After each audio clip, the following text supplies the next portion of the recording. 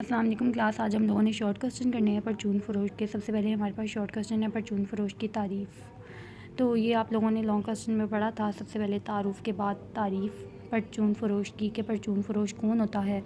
میں ایک دفعہ پھر بتا دیتی ہوں، پرچون فروش وہ شخص ہوتا ہے جو تھوک فروش سے یا کارخانے دار سے براہ راست مال کو خریدتا ہے اور اس سے حتمی صارفین کو کسٹمر تک پہنچاتا ہے۔ ٹھیک ہے، پرچون فروش کی خصوصیات ہیں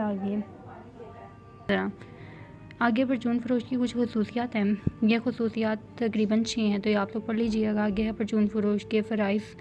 یہ بھی فرائض جو ہیں 5 ہیں، تقریباً مختصر سے ہیں، یہ بھی پڑھ لیجیے گا آپ لوگ۔ آگے ہے خوانچہ فروش کی تعریف۔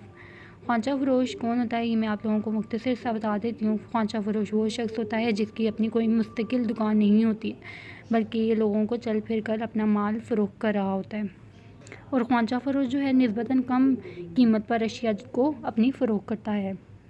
تو اس کی اگزامپل میں آپ لوگوں کو یہ دے سکتی ہوں کہ ہمیں اپنے گلی محلوں میں سائیکل پر یا پھر موٹر سائیکل پر ایسے لوگ نظر آتے ہیں جو کپڑوں کو یا پھر اپنی مال کو لوگوں کو بیچ رہے ہوتے ہیں چل پھر کر۔ ٹھیک ہے، تو یہ سارے کس میں آتے ہیں، خوانچہ فروش میں۔ کوسچن نمبر 4 ہے ہمارا خوانچہ فروش کی فوائد۔ اس کے کچھ فوائد ہیں، یہ تقریباً 6 ہیں۔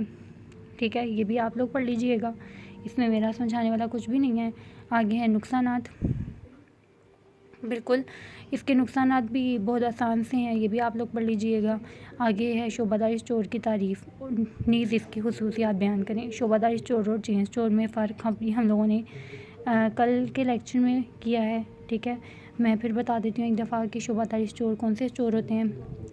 یہ اسٹور جو عموماً بڑے ہال یا پھر بڑی منزلوں والی عمارتوں میں قائم کیے جاتے ہیں، جس میں مختصر سی چھوٹی چھوٹی دکانیں کھولی جاتی ہیں اور وہاں پر گاہک کو لوگ اپنی خدمات فراہم کر رہے ہوتے ہیں۔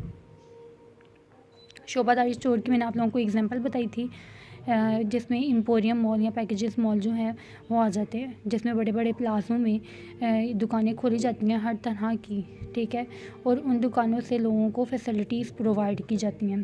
آگے ہے چین اسٹور۔ چین اسٹور سے مراد ایسی دکانیں ہیں جو مختلف شہروں یا علاقوں میں ایک ہی تنظیم اور ایک ہی نام کے تحت جو ہے قائم کی جاتی ہیں۔ تو چین اسٹور میں ریٹیلر کی باہر روڈز پر ہمیں جتنی دکانیں نظر آتی ہیں، ریٹیلر کی، پرچون فروش کی جتنی بھی دکانیں ہیں وہ کس میں آ جاتی ہیں، چین اسٹور میں، جہاں پر ایک ہی افراد جو ہے، ایک ہی فرد جو ہے اپنی خدمات لوگوں کو دے رہا ہوتا ہے۔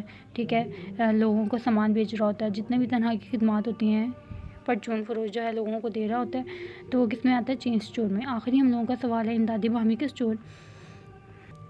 امدادی باہمی کا مطلب ہم لوگوں کو پتہ ہے کہ امدادی باہمی کا مطلب ہوتا ہے کہ نفع کے بغیر جو ہے کاروبار کیا جائے، جس کا مقصد لوگوں کی فلاح و بہبود ہوتا ہے۔ تو اس میں کیا کہتے ہیں، پڑھتے ہیں، یہ اسٹور امدادی باہمی کے اصولوں کے تحت قائم کیا جاتا ہے۔ اس کے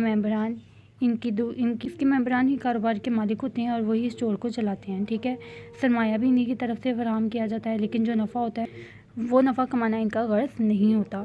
ٹھیک ہے، یہ صرف عوام کی فلاح و بہبود کے لیے کھولے جاتے ہیں، جن کا مقصد اپنے لوگوں کو، اپنے گاہکوں کو یا عوام کی فوائد فراہم کرنا ہوتا ہے۔ ٹھیک ہے، تو باقی ہم لوگ انشاءاللہ کل پڑھیں گے۔ ٹھیک ہے، اس کا ایک چھوٹا سا پہلے میں ٹیسٹ لے لوں گی، پھر ہم بعد میں کریں گے انشاءاللہ۔ اللہ حافظ۔